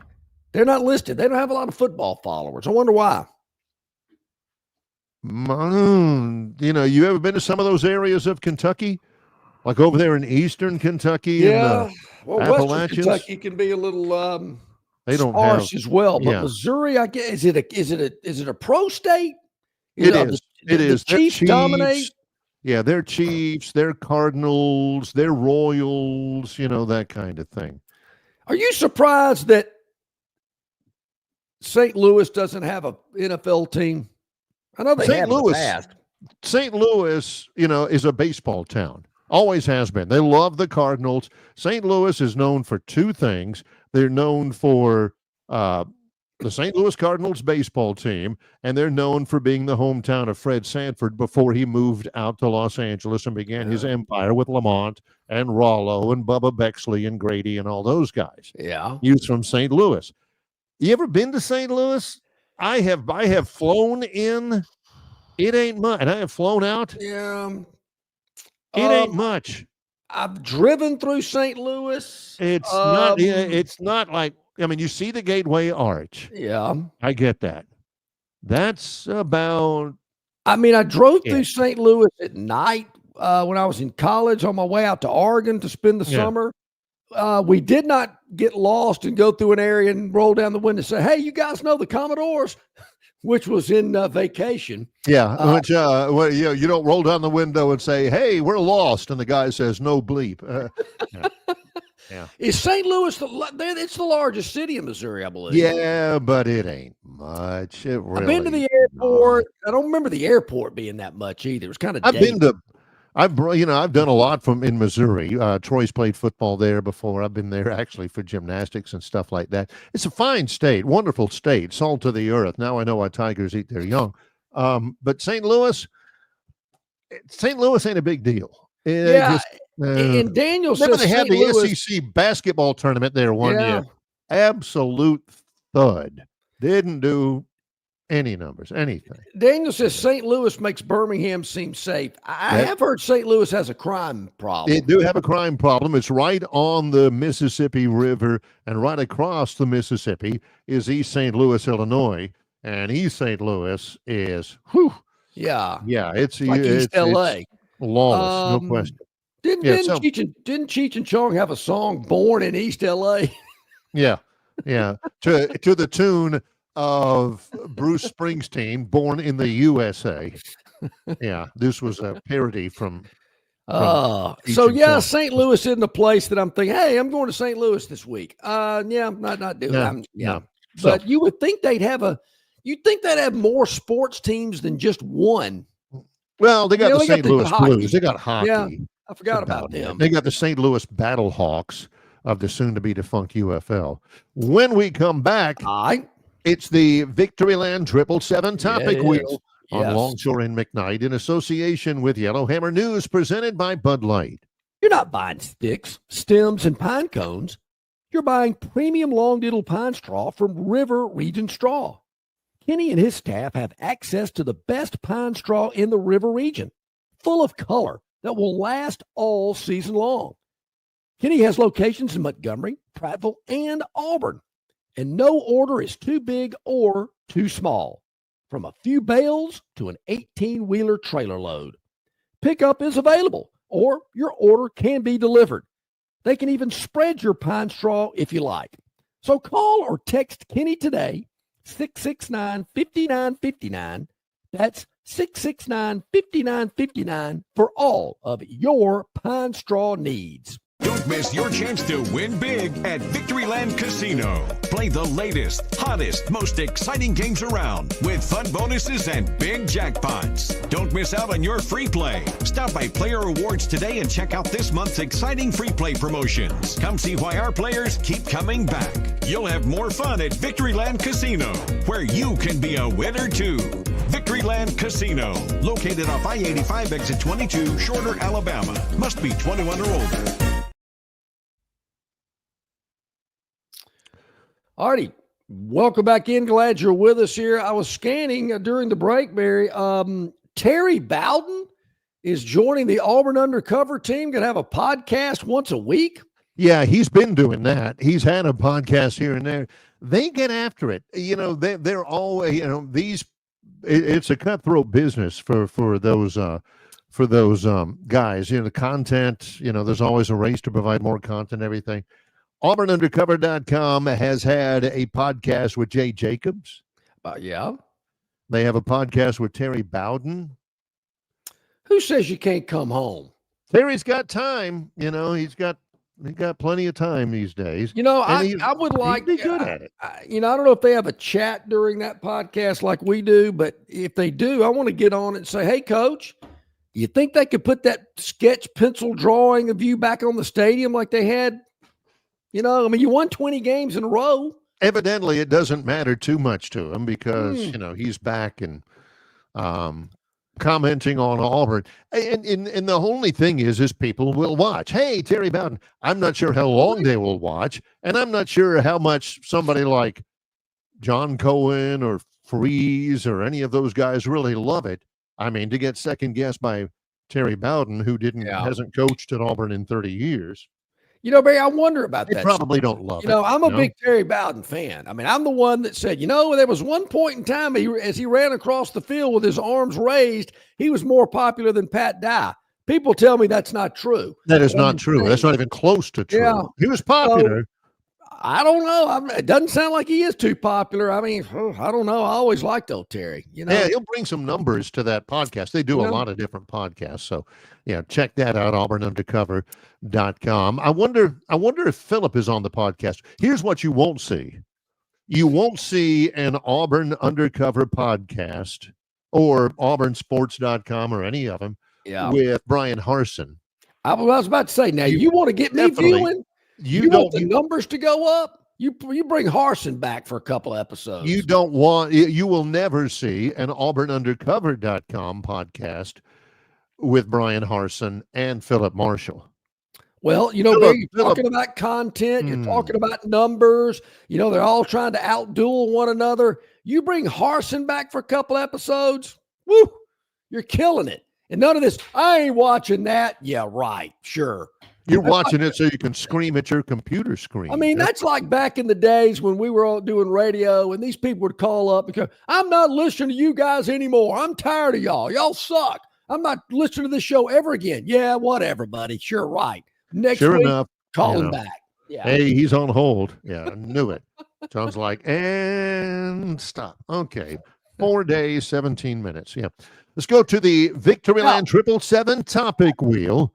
Again, the setup, John and I haven't seen the topics. These are all put together by our producer, Gurren Jr. We got 6 of them today. John and I have less than a clue as to what each one of them even means. So this is off the cuff for us, all brought to you by Victoryland 777 Casinos at Exit 22 off I-85 in Shorter, Alabama, where you can be a winner too. Yeah, that's the exciting thing about it, Barry. We don't know what these topics consist of. So we're seeing them for the first time as well. Still holding. This has to do with the Alabama offensive line. Oh, I'm sorry. Oh, okay. I was going to say one of those 800 numbers I called for an airline reservation. Still holding out. Micah Parsons. Nobody at Cowboys camp. This is what is killing Jerry Jones, and he and his son Stephen are mishandling it all. This is what's killing Jerry Jones. Is Cowboy camp, which normally it's like Burning Man or it's like, Woodstock or something. Everybody's going nuts. He is absolutely swallowing up any kind of mention of anything going on at Cowboys camp. None of the beat writers, none of the TV guys, none of the fans, none of the hangers-on, none of the fantasy football players are giving two toots about Dak Prescott or CeeDee Lamb. Everybody wants to talk about Micah Parsons and when is Jerry going to stop putzing around and sign the guy and all that kind of stuff. So it's going to kill the Cowboys on the field because he's maybe the best defensive player in the NFL, but it is killing any sort of anticipation for Cowboys fans for the start of the season. Well, why is Jerry being so stubborn here? I mean, because Jerry's a stubborn guy. Micah says, no, you're going to pay me. You're going to pay me. Jerry says, no, we're not. Everybody seems to be on Micah's side. Jerry don't like that. He's trying to get Micah Parsons to back down. He gets a lot of what he gets done by bullying people, but he ain't bullying Micah. He ain't bullying his agent, and it's making him look bad. So I wondered about this, Barry. I mean, if these little scenarios that go on in professional sports, if they do settle and come up with a deal and both sides, well, I guess both sides won't be happy because somebody's going to end up winning. But say it's Micah Parsons, he gets what he wants. Is Jerry going to shake his hand and hug his neck and all that kind of stuff? Or is he going to just, turn around and say, well, here's your money. I have the heck with you. You got to wonder, Jerry's the kind of guy that he doesn't want to lose, but he might have to give in. And if he does, is he nice about it? I don't think he's nice about it. The only thing that I think kind of eases his pain is he's got one of the best players in the league, and he's back playing for the Cowboys. That's the thing about Jerry. He's made a ton of money. He's made a ton of money in the oil business. He makes deals. He is that kind of guy. But he knows what everybody is saying about him, that he can't win. He's not that he's, people say, why haven't the Cowboys played in the Super Bowl since 1995? Why haven't they won the division in forever? And everybody has one answer: Jerry Jones. He knows that. He hates that. He's about 80 now. He doesn't have much more time left. So, he's got that sense of urgency that, by gosh, I've made so much money. I've done so many things. I've built this palace and everything, and we can't win the dang Super Bowl, and everybody blames me. So he may not be happy about it, but he realizes, man, it's about winning time. We have better Gotta start win. doing something here, or this will absolutely tarnish my legacy. Yeah, well, He realizes that. You're right about it. Paid Dak too much, never going to get that return on investment. I'm with you there. I don't think he is either. All right, let's see what's up next on the Gurn Jr. Victoryland 777 Topic Wheel, where you can be a winner too. Victoryland open 24/7, exit 22 off I-85 in Shorter, Alabama. Let's see what we got here. What's next? What's next? Big miss. Big miss. Big I old miss. love these topics from Gurn Jr. It's just, miss. what could that be? John and I are scrambling around thinking, big miss. What could this be? Big miss. Let's hit it and see what we Gurn's got. got on this one. Uh-oh. We might be missing it. Might have a computer lock up there. Might have one. Here we go. Ooh, Yeah. Strikeout. Oh, here we go. No watch. Hey, straight up on the run. Safe. Tying run. What? 3-all. But did he miss the bag? Did he miss the bag at first? Is he hitting the bag there? When does the ball his hit toe the ball? hit it? I think he hit the ground first. So they and then reversed he was it. dragging the right foot over They the reversed it. So this could have ended the game. bag. Tough to see it from the angle that we right. had. Tying run See scores. He's short of the bag. He's He out. did not. The That ball in base the glove umpire. before the toe drag on the bag. So they That's what reviewed happened. it. The runner missed first base. The call on So- the field is overturned. He is out. And the game is over.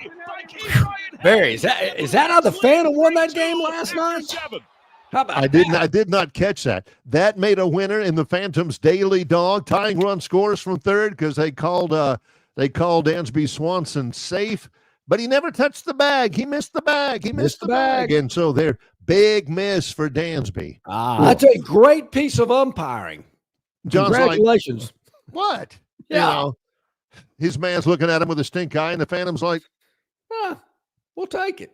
is there a I problem believe here? it. Yeah. Yeah. Okay. That's the That's rub of the green, as they call it. Excellent get there, good. Yeah, that's a good one.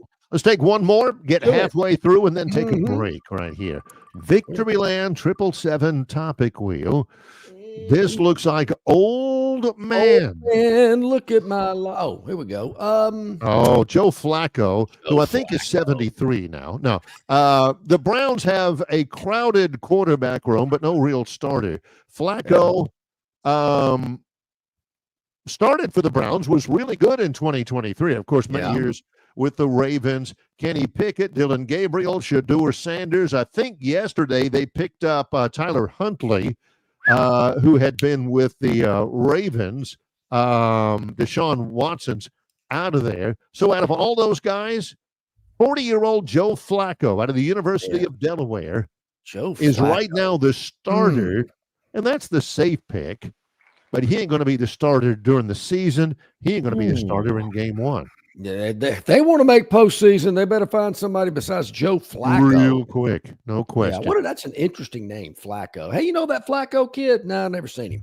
Yeah, heard of Waka Flocka, but not Joe Flacco. Originally at Penn State, and then transferred to Delaware, and he's been Who really plays good. for the Blue Hens? I mean, come on, Delaware. Ugh. Delaware Blue Hens. We are about 3 to go in our Victoryland 777 Topic Wheel, which will wrap it up and wrap up this edition of the show coming up on Longshore and McKnight in association with Yellowhammer News, presented by Bud Light.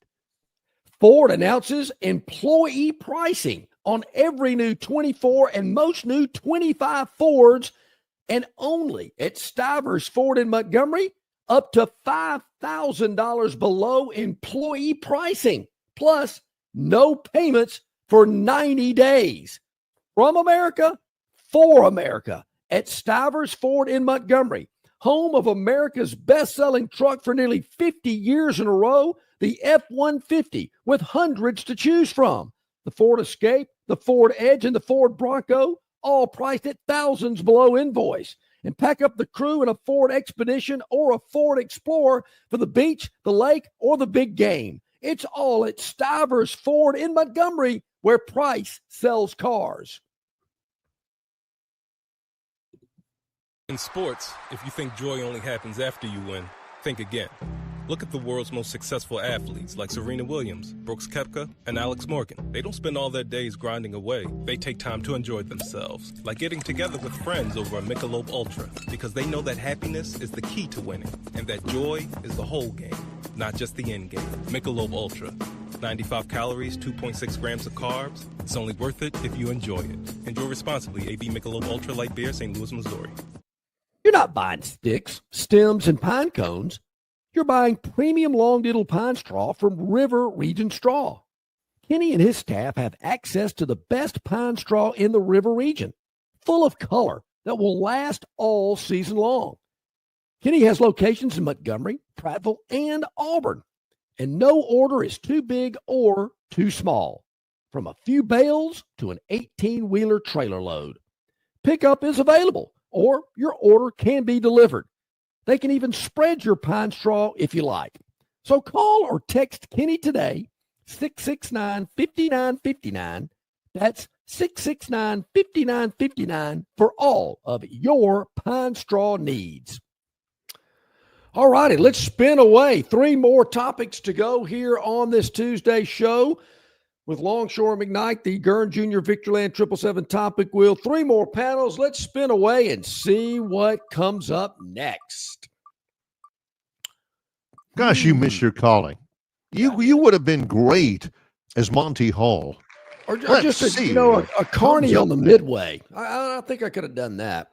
Yeah, Jaguars, Travis Hunter, he has been, he is over, well, you talk about the Micah Parsons deal, overwhelming Cowboys camp. Travis Hunter has overwhelmed everything having to do with the Jags. First team wide receiver, second string on defense, one of 3 cornerbacks that are backups right now. He's got his own media team. He's got his own YouTube group. He's mic'd up all the time. The fans who are watching practice, cannot fight with each other enough to get his autograph and stuff like that. He has been the big deal. He'll play both ways. I don't know that he can start both ways like he did in college, but he is legit at both things. Legit. I'm looking forward to seeing him play. No kidding. He is something. Really something. We'll see. I still don't think he should have won the Heisman, but I'm glad he's a Jaguar. That's for sure. Be interesting to see how that plays out. All right, 2 more to go. Let's see what we got here on the Victoryland 777 Topic Wheel. Exit 22 off I-85 in Shorter, Alabama. Looks like a home run. Walk off. Looks like a home run. Oh, yeah, the Yankees. The Yankees are not doing real well. Jock Peterson. Bing. Ooh. All right. Yeah. This is for the Rangers. Yeah, look at that. Tossing the bat, kind of, hot dogging it. Sure. I mean, if you're going to, was that a walk-off? Yeah, I guess it was. Yeah. To me, that's how you spice baseball up a little bit. He should have pointed at the pitcher and given him a little business on the way to first. This is in Texas. This is the Yankees are now in 3rd in the American League East, and they are not doing great right now. They had the game. Game was the Yankees. Yeah, I hate that for them. Jock Peterson had the big home run, and that guy Young had a big home run for Texas. That was a pretty good flip of the bat. Did you notice that? I mean, he flipped that bat pretty good. Yeah. That thing probably made about 8-10 revelations before it hit the ground. All right, 1 more to go. Let's see if we can squeeze it in. I believe we can. We've got to spin it to make it official here on the Victoryland 777 Topic Wheel, and it's going to be on Caught Again. You're not going to get away with it. You're going to get caught again. What happened here? Dropping a ball for Trump again. Well, he owns the course. I mean, Why not? Wants to practice again. Take another practice putt. There you go, Mr. President. You think Trump's got his own caddy, like the same caddy every time, or it's a different guy? I mean, how do you get the caddy for the President of the United States? And nobody is saying squat about it. Yes, sir, Mr. President. Hey, don't count that, Danny. Oh, yeah. So, yeah, they got him. He was driving up to his ball, and I think the caddy dropped the ball. It was in the rough. But, you don't want the president to take a double bogey on the first hole or something. I mean, you know, it's his course. Why not? Do what he wants to. There you go. That is our Victoryland 777 topic wheel for the finale of our Tuesday show. Many thanks to Travis Ryer on YouTube, and, of course, Brian Matthews, auburnsports.com. Great visit with him as well. Tomorrow, we have got our guy, the Moneyline Magician, Josh Harris, going to join us. Right. Also, C.J. Duncan is going to be a part of the program, as well as is usually the case on Wednesday. You can count on it. We'll have those two gentlemen joining us. Always look forward to their input and participation into the show. So we'll do that tomorrow here on Longshore and McKnight. And I know Dennis and Robbie and others are wanting to know when we're going to start our tour of the SEC. We're going to try to maybe start that on Friday, but we'll see how it plays out. But we got that in the hopper, so get ready for that. All coming up. For Gurn Jr., our producer, John Longshore, I'm Barry McKnight. It's Longshore and McKnight in association with Yellowhammer News, presented by